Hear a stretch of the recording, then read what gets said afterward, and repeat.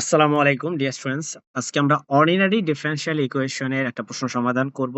এই প্রশ্নটাতে আমরা linear differential equation নিছি বা রৈখিক প্রথম ক্রমের রৈখিক অন্তরক সমীকরণ বলে এটাকে। আমি আবারও বলতেছি, এই যে ইকুয়েশনটা তোমরা দেখতে পাচ্ছ, যেটা আমরা আজকে সমাধান করব, এই ইকুয়েশনটা হচ্ছে একটা linear differential equation of first order. বাংলায় বলি প্রথম ক্রমের রৈখিক অন্তরক সমীকরণ। সো চলো এটা সমাধান করার জন্য প্রথম ক্রমের রৈখিক অন্তরক সমীকরণটা আমি আগে পাশে লিখে দিচ্ছি তোমাদের। প্রথম ক্রমের রৈখিক অন্তরক সমীকরণের দেখতে হচ্ছে এরকম: dy by dx plus P Y equal to হচ্ছে কিউ। এটা হচ্ছে একটা আদর্শ রৈখিক অন্তরক সমীকরণের ইকুয়েশন, ঠিক আছে? সো চলো আমাদের এই ইকুয়েশনটাকে আমরা এই আদর্শ ইকুয়েশনের মতো করে লিখি। তো রাইট সাইডে আমাদের 1 কে রেখে এক্স ওয়াই এটাকে আমরা লেফট সাইডে নিয়ে আসবো। তাহলে আমাদের এখানে আছে 1 minus X square into DY by DX minus X Y equal to হচ্ছে 1। এখন একটা জিনিস খেয়াল করো, আমাদের যে আদর্শ সমীকরণ সেটাতে কিন্তু ডিওয়াই বাই ডিএক্স এর সাথে কিছু নাই, কিন্তু আমাদের কোয়েশ্চেনে কিন্তু 1 মাইনাস এক্স স্কোয়ার আছে, অর্থাৎ 1 মাইনাস এক্স স্কোয়ার দিয়ে তুমি ডিভাইড করলে তুমি পাবা DY by DX minus X divided by 1 minus X square into Y, আর রাইট সাইডে হবে 1 divided by 1 minus X square. তুমি যদি চাও তাহলে সাইড নোটে লিখে দিতে পারো উভয় পক্ষকে 1 মাইনাস এক্স স্কোয়ার দ্বারা ভাগ করে, ঠিক আছে?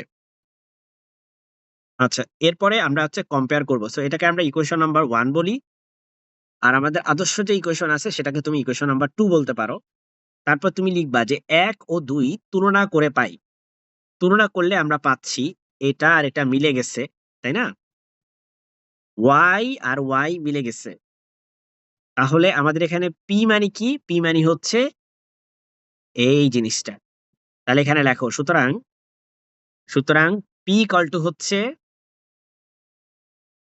Minus X divided by 1 minus X square. আর কিউ হবে কি? এই যে কিউ, এটার সাথে মিলে গেছে। কিউ হচ্ছে 1 divided by 1 minus X square. এখন এগুলো বের করে এখান থেকে আমাদের দায়িত্ব হচ্ছে আমরা প্রথমে ইন্টিগ্রেটিং ফ্যাক্টর বের করব, এরপরে হচ্ছে সমাধান করব, ঠিক আছে? তো চলো আমরা ইন্টিগ্রেটিং ফ্যাক্টর বের করি।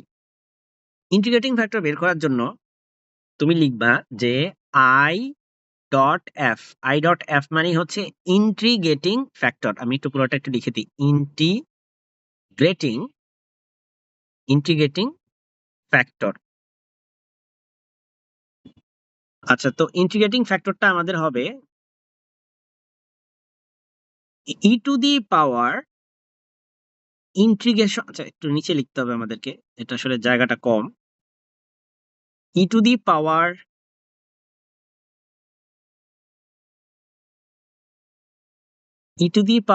Integration of P into dx. এটা আসলে ইন্টিগ্রেটিং ফ্যাক্টর বের করার ফর্মুলা, ঠিক আছে? তাহলে এখন মাই ডিয়ার স্টুডেন্টস, পি মানে কি? পি মানে হচ্ছে এই কোয়ান্টিটিটা minus X divided by 1 minus X square into dx. Okay, আচ্ছা আমরা এই মাইনাসটাকে এখানে লিখি। এখন দেখো তোমাদেরকে একটা ইন্টিগ্রেশনের একটা ফর্মুলা একটু বুঝাই, সেটা হচ্ছে integration of F prime X into dx divided by F of X. এই ফর্মুলাটা হচ্ছে ln of F of X plus C. Okay, এখানে খেয়াল করো, আমাদের এখানে একটা ফাংশন আছে 1 মাইনাস এক্স স্কোয়ার নিচে, সেই ফাংশনের ডিফারেন্সিয়েশনটা উপরে আছে। তার মানে সেটাকে এই ফর্মুলাটা ইউজ করতে পারবো আমরা, কারণ এই ফর্মুলা কি বলছে যে একটা ফাংশন আছে এফ অফ এক্স আর উপরে আছে তার ডেরিভেটিভ বা অন্তরজ। এই এফ প্রাইম দিয়ে বুঝাই কি জানো? যে এফ যে ফাংশনটা আছে সেই ফাংশনকে একবার অন্তরীকরণ করছো। এফ ফাংশনকে তুমি একবার অন্তরীকরণ করলে পাবা হচ্ছে এফ প্রাইম। তাহলে আমি তোমাকে একটু উদাহরণ দেখাই একটা, তারপর আমরা এই ম্যাথে আসতেছি। একটা উদাহরণ নিচ্ছি যে ইন্টিগ্রেশন অফ, নিচে আছে ধরো নিচে আছে ধরো সাইন এক্স, আর সাইন এক্স কে ডিফারেন্সিয়েশন করলে হয় কজ এক্স, সেটাকে আমরা উপরে লিখবো ইন্টু ডিএক্স। তাহলে ফর্মুলা কি? ln of F of x, অর্থাৎ যেহেতু সাইন এক্স কে ডিফারেন্সিয়েশন করলে পাওয়া যায় কজ এক্স, তাই আমরা অ্যান্সার লিখবো ln of modulus of sign of x. ঠিক আছে, এটা হচ্ছে এটার একটা প্রয়োগ আমরা দেখলাম। এখন আমাদের এখানে যে প্রশ্নটা আছে সেখানেও আমরা এটা প্রয়োগ করতে পারি, এই জায়গাতেও আমরা এটা প্রয়োগ করতে পারি। কিভাবে? 1 - x² এর ডিফারেন্সিয়েশন কি?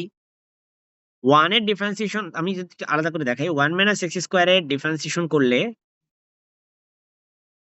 তুমি যদি 1 কে ডিফারেন্সিয়েশন করো পাবা 0, x² কে ডিফারেন্সিয়েশন করলে পাবা হচ্ছে 2x।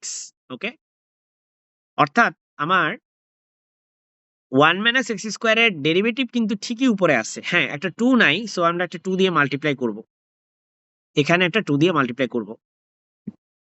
এই যে আমি 2 দিয়ে মাল্টিপ্লাই করলাম, আর এই যে 2 দিয়ে এক্সট্রা মাল্টিপ্লাই করছি এটাকে ব্যালেন্স করার জন্য একটা হাফ দিয়েও মাল্টিপ্লাই করলাম, তাহলে এই 2 আর এই হাফ কিন্তু কাটা, আমি কোনো কিছু এক্সট্রা লিখিনি তার মানে।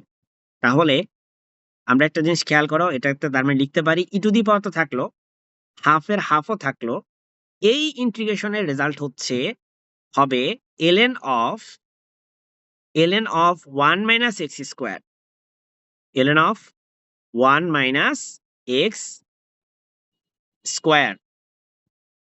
অর্থাৎ তুমি যদি লক্ষ্য করো আমরা কিন্তু এই ফর্মুলাটা ইউজ করছি, এখানে আছে এফ অফ এক্স, উপরে আছে এফ প্রাইম এক্স, এখানে আছে 1 - x², উপরে তার ডিফারেন্সিয়েশন -2x আছে।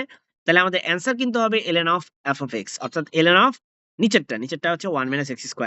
আশা করি বুঝতে পারতেছো কি বলছি, ঠান্ডা মাথায় এই ব্যাপারটা বোঝার চেষ্টা করো। ঠিক আছে, এরপরে যেহেতু এটা বুঝে যাওয়ার কথা তাই আমরা পাশে এটা আর রাখলাম না, এটা মুছে দিলাম।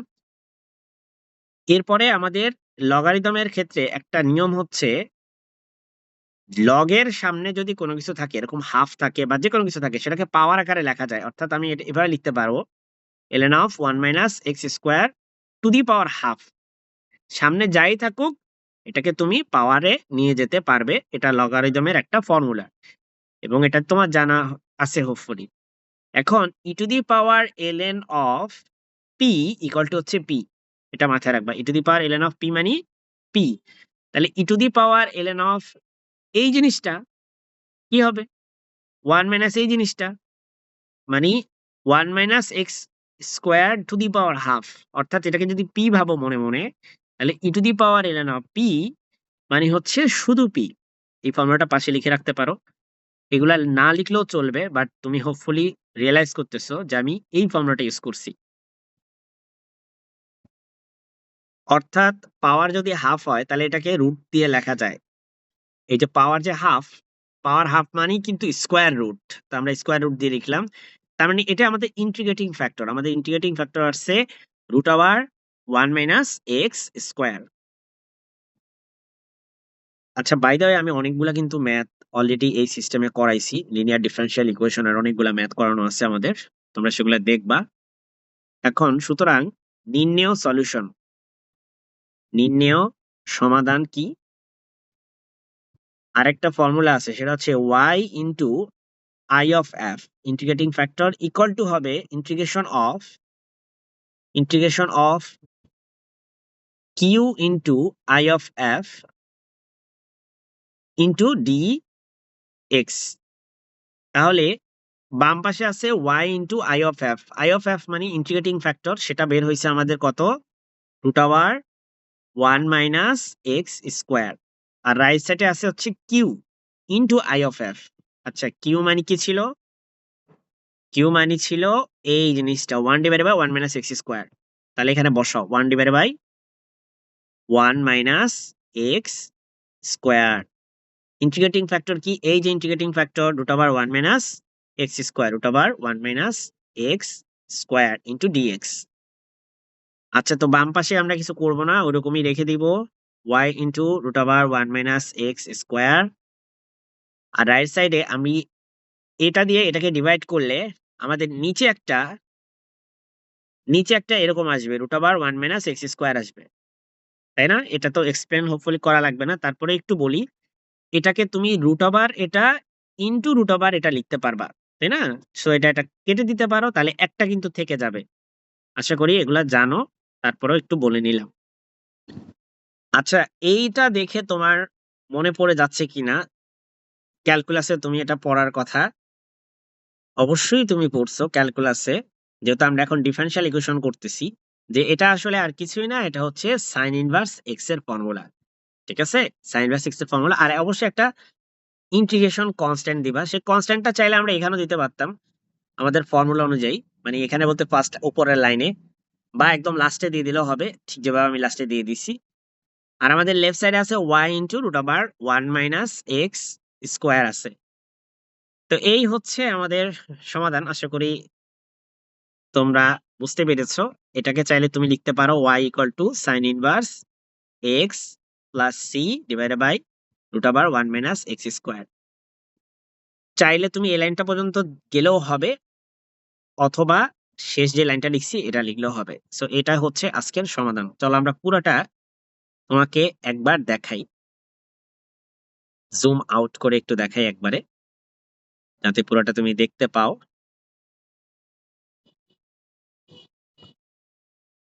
ঠিক আছে, আসসালামু আলাইকুম।